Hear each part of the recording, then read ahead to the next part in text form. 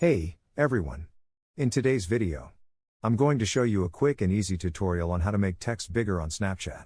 Let's dive right in. The first thing you need to do is ensure that your Snapchat app is up to date. Head over to your App Store, search for Snapchat, and make sure to update it to the latest version. This is crucial to access the new features we're going to explore. Once you've updated your Snapchat. Now, it's time to open Snapchat on your mobile device.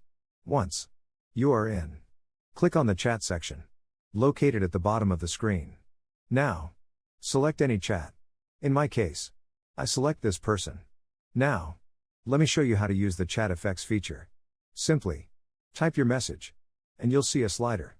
When you scroll down the slider, the size will be decrease. When you scroll up the slider, there will be increase.